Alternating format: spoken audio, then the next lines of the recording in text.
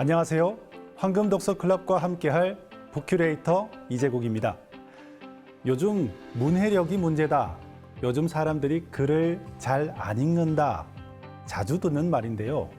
영상 미디어 시대니까 그런가 보다 하다가도 궁금합니다. 진짜 그럴까요? 오늘 전해드릴 책은 인문교양 뉴스레터 인스피아의 발행인 김지원 기자의 지금도 책에서만 얻을 수 있는 것, 사람들이 읽기를 싫어한다는 착각입니다.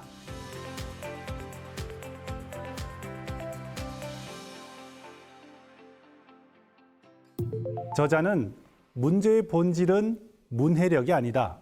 우린 텍스트가 넘쳐나는 시대에 살고 있다라고 말합니다. 그럼 진짜 중요한 건 뭘까요?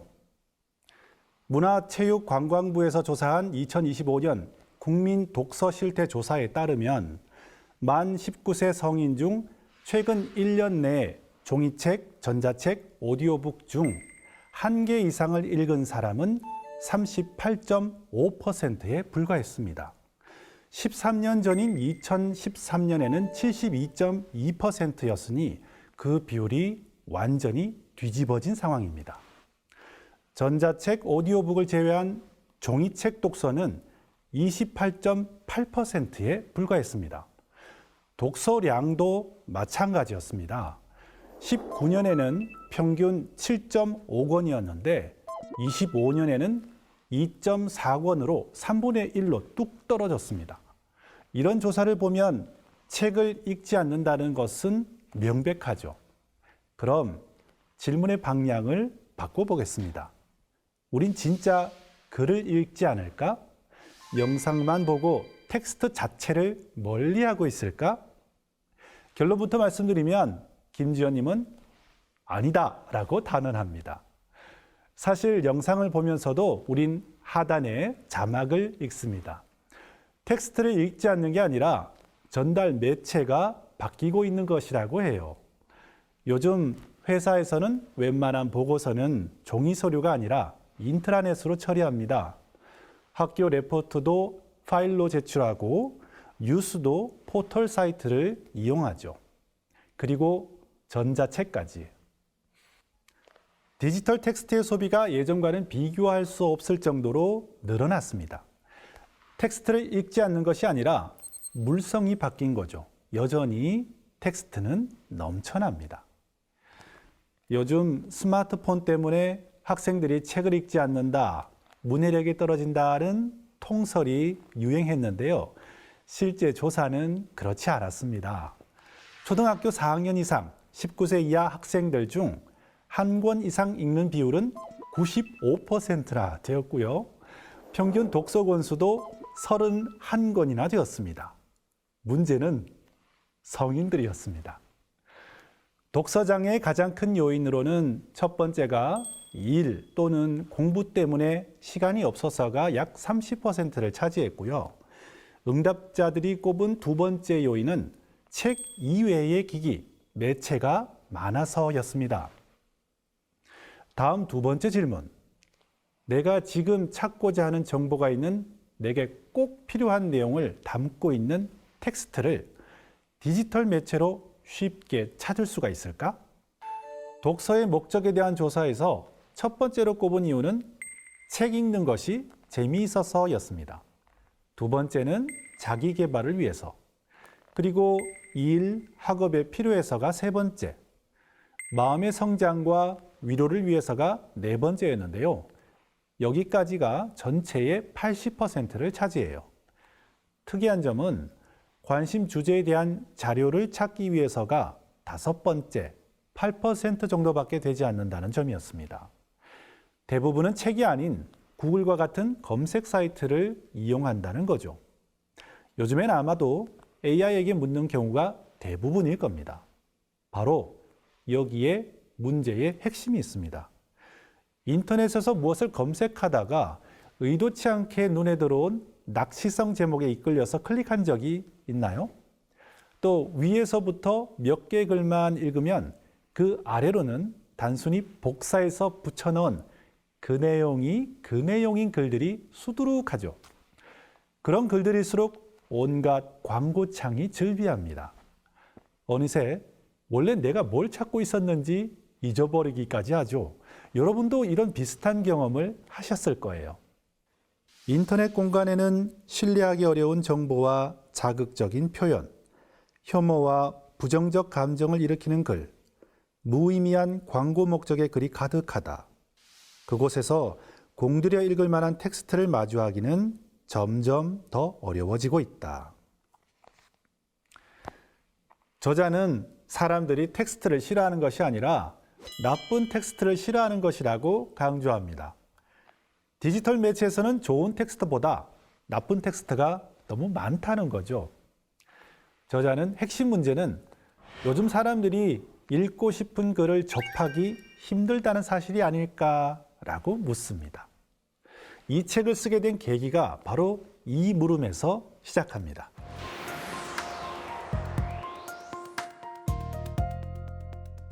읽고 싶은 글이란 어떤 것일까요? 저자 김지원님은 경향신문에 입사해 정책사회부, 문화부 등을 거치면서 다양한 분야, 여러 주제의 글을 써왔습니다. 특히 SNS 채널이 왕성하던 2016년에서 2017년경에 뉴 컨텐츠 팀의 기자로 SNS 관리 기획 업무를 맡았는데요. 타 언론사의 글과 동향을 체크하며 굉장히 많은 기사와 칼럼, 심지어 악플을 포함한 댓글까지 읽었다고 해요. 자신이 정말 좋다고 느낀 기사와 칼럼은 역시나 독자들의 호응도 좋았다고 합니다.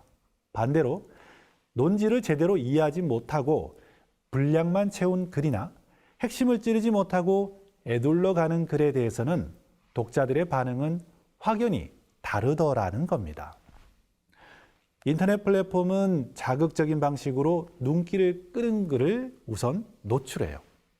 쓰는 사람 입장에서 보면 아무리 열심히 써도 주목받지 못하고 제대로 된 평가를 받지 못하는 일이 반복되면 좋은 글을 써야겠다는 의욕을 잃을 수 있겠죠. 한 가지 주제에 대해 신뢰성 있는 조사를 통해서 깊이 파고들고 숙고해서 통찰을 담아내는 글이 점차 사라지게 되죠. 고만고만한 글, 자극성 제목으로 시선을 끄는 글이 넘쳐나게 돼요. 요즘엔 AI로 글 쓰는 방법을 여기저기서 알려주고 있죠. AI는 기존 데이터를 토대로 확률로 엮어낸 글이기에 원소스에 오류가 있다면 잘못된 글이 넘쳐나는 악순환이 일어납니다. 이 불량 텍스트를 피할 방도는 무엇일까요?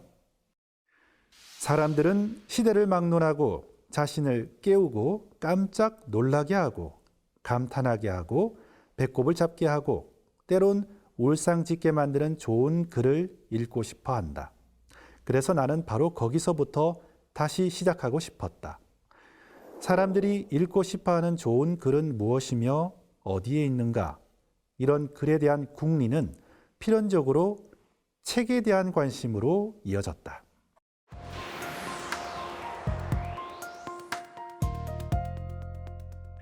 책이 넘쳐나는 시대입니다.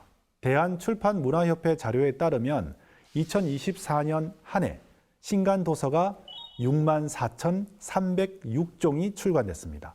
매일 약 180권의 신간 도서가 발행되고 있다는 건데요. 10년 전에 비해 출판사 수는 2배 가까이 늘었고 출간 종도 30% 정도 늘었지만 출간 부수는 오히려 조금씩 줄고 있는 추세입니다. 독자들의 취향과 선호가 다양해지고 있다, 뾰족해지고 있다는 반증입니다. 또 하나는 문해력 문제입니다. 요즘 문해력이 학생들에겐 성적과 입시를 위한 키워드가 되어버렸습니다. 저자는 문해력을 둘러싼 국내 풍경이 능력을 위한 독서, 독서를 위한 독서를 강권하는 모습과 다르지 않다고 지적합니다.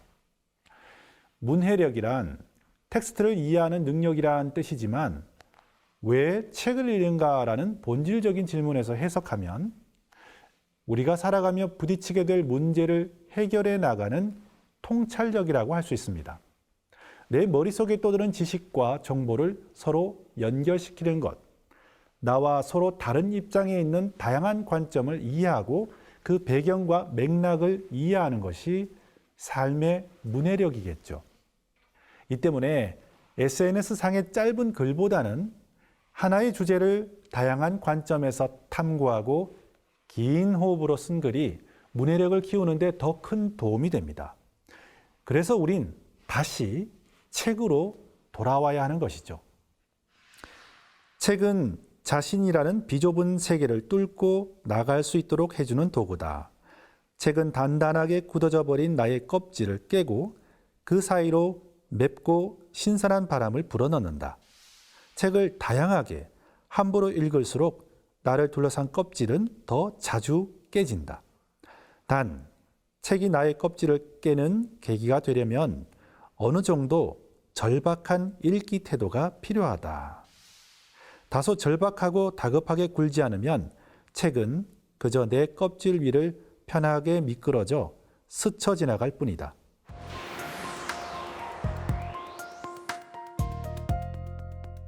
이 장에는 책은 무엇이다 라는 제목의 6가지 주제가 있습니다.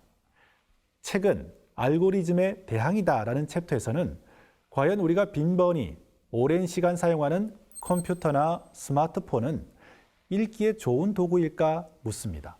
배우 이청아님은 애독자로도 잘 알려진 분이죠. 이청아님이 문혜지 리터와 인터뷰한 적이 있는데요. 왜 종이책을 읽느냐라는 질문에 광고 없이 글을 읽을 수 있었어요 라고 답했습니다. 인터넷은 알고리즘과 광고가 마치 함정처럼 있죠. 저자 김지원님은 디지털 환경의 이런 무한한 접속 가능성이 오히려 책에 몰입하는 순간을 방해하기 쉽다고 지적합니다. 또 하나 인상 깊은 내용은 책은 원산지가 표시된 정보다라는 챕터입니다. 가치 있는 텍스트란 무엇인가라는 기준에는 신뢰도와 영향력이 핵심입니다. 그 텍스트가 믿을 수 있어야 하죠. 또 영향력이 크다는 건 인용이 많이 되었다는 뜻입니다. 많은 사람들에 의해서 그 가치가 검증받았다는 의미죠. AI를 검색과 조사의 용도로 사용하시는 분들이 많을 텐데요. 마음이 급할수록 의지하게 되죠. 문제는 AI의 특성상 할루시에이션, 거짓말이 여전히 많다는 점입니다. 신뢰성은 종이 텍스트에도 당연히 중요하고 때문에 위계가 있습니다. 역사 연구에서 1차 사료, 즉 원문 연구가 가장 중요합니다.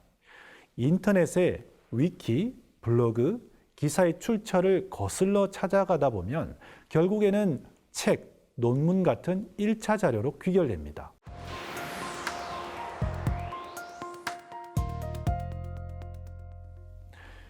(3장은) 도구로서의 책 읽기라는 주제인데요.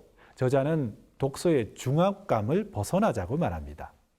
산무, 부담 없이, 중심 없이, 대책 없이 읽자고 하는데요. 저자는 이를 해찰하는 독서라고 말해요. 해찰이라는 단어를 최근에 우연히 어떤 블로그에 쓰신 분이 있더라고요. 이제 그 인스피어 얘기를 하면서 이제 해찰이라는 단어를 풀 해자에다가 살필 찰자 이렇게 한자를 써서 쓰셨는데 아니거든요. 그게 사실 순 우리말입니다. 그래서 보통은 해찰을 그렇게 해서 굉장히 좀 이렇게 진지하게 풀어서 관찰한다 약간 그런 뜻으로 보통 생각을 하시는 분들이 많거든요. 이제 한자를 좀 아시는 분들은 특히. 그래서 예전에 저희 팀장도 똑같이 그렇게 얘기를 하셨었고 근데 그게 아니라 사실 해찰이 주로 전라도에서 구어로 방언 많이 쓰는 방언인데 그래요? 이게 딴짓을 한다라는 뜻이에요. 약간 이제 제가 정확한 게 잘 기억은 안 나는데 어쨌든 그 맥락이 네. 뭐 일에 관심이 없이 이것저것 찝쩍거려서 해친다, 뭐 해집는다. 딴짓을 한다, 해집는다 약간 그런 뜻이거든요. 그러니까 이거를 실제 생활에서 쓰는 용법으로 얘기를 하면 예를 들어서 뭐 해찰하지 말고 빨리 학원 갔다 집에 와라. 딱 그겁니다. 그게 제가 실제로 저희 집에서 그런 이야기를 좀 들었었거든요. 어렸을 때부터. 그래서 근데 저는 그래서 오히려 이 단어를 별로 깊이 생각을 안 하고 그냥 너무 자연스럽게 그냥 누구나 아는 단어일 거라고 생각을 하고 그냥 근데 좀 이제 본래 집중하지 않고 쓸데없는 짓을 한다라는 뜻이라 좋은 뜻은 아니에요. 그런데 여기에는 집착을 내려놓는다라는 의미도 있습니다. 목적지를 향해 가다가 무심코 길에 핀 들꽃을 보게 되는 경험, 또 무심코 서점에 들렀다가 문득 눈에 띄는 책을 펼쳐보는 것, 그 속에서 새로운 세계를 만나는 경험, 이런 경험들이 쌓이다 보면 평소에 보던 것도 달리 보이고 보지 못했던 것도 보이기 시작합니다. 그러고 보면 기웃거리듯 해찰하면서 읽는다라는 말에는 새로운 시야를 얻을 수 있도록, 나의 막힌 생각에 물꼬를 틀 수 있도록 내 안에 꽉 막혀 있는 집착을 좀 비우자는 의미가 있겠네요. 저는 고민이 있으면 서점에 가요. 책이 진열된 책숲 사이를 산책하듯이 걷습니다. 이 문제를 해결할 열쇠가 어느 책에는 꼭 있을 것이고 그 책은 반드시 내 앞에 나타날 거라고 마음속으로 주문을 걸죠. 그러다가 문득 눈에 들어오는 책을 펼쳐서 읽습니다. 답을 찾는 제 마음과 답을 주려는 책의 마음이 딱 맞아떨어지는 순간을 기대하면서요. 저자 김지원 님도 같은 경험을 이야기합니다. 나만의 막연한 질문을 지닌 채 마치 스웨터에 도깨비 바늘 붙듯 어떤 책이 내게 붙기를 기대하며 부지런히 걸어 다닌다는 쪽이 좀 더 맞는 표현일지도 모르겠다. 그럼에도 내가 이런 식의 책 찾기에 의도적이라는 수식어를 붙이는 이유는 내 안에 풀리지 않는 질문을 철저히 의식하며 그것에 대한 답 혹은 이야깃거리를 찾겠다는 각오로 안테나를 세운 채 책 속을 탐험하기 때문이다.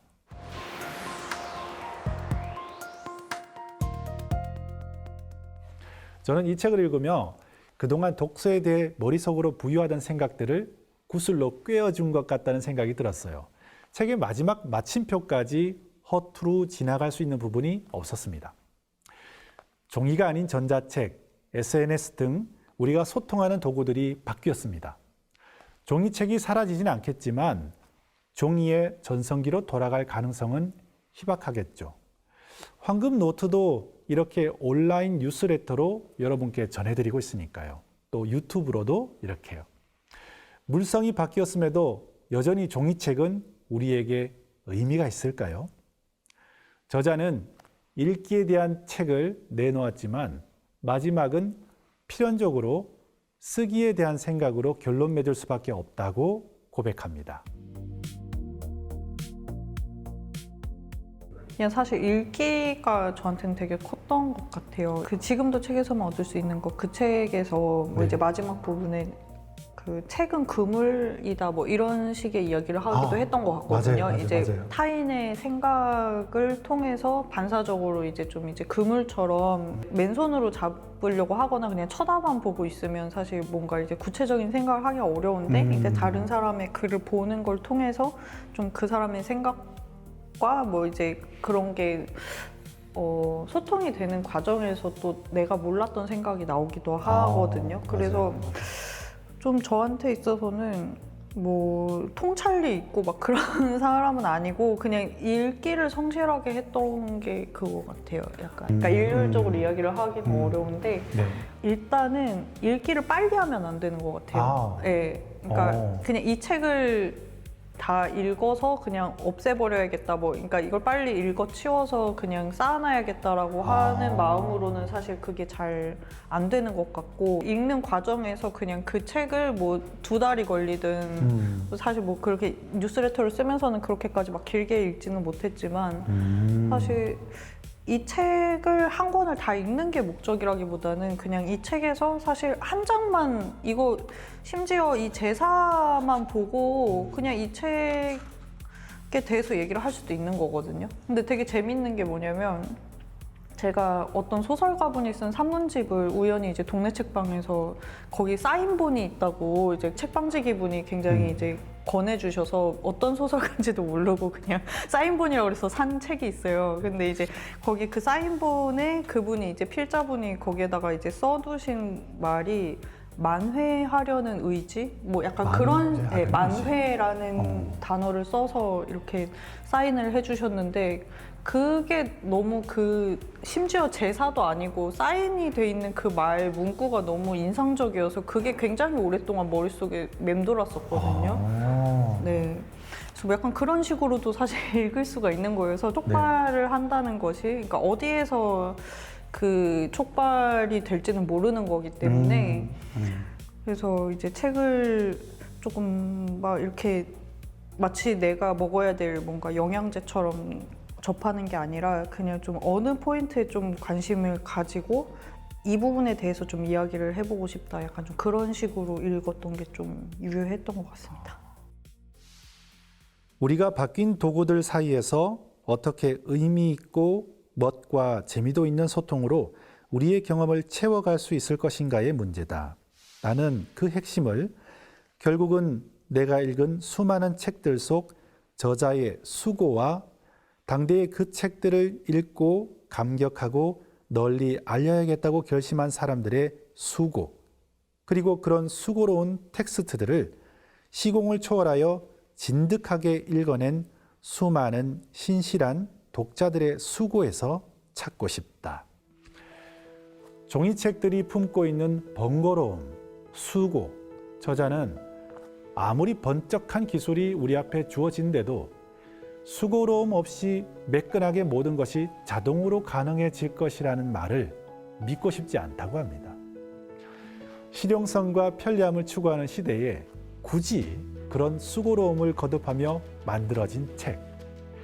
그것은 쓰는 사람과 읽는 사람 사이에 진정성 있는 소통의 욕구가 자리하고 있기 때문이라고요.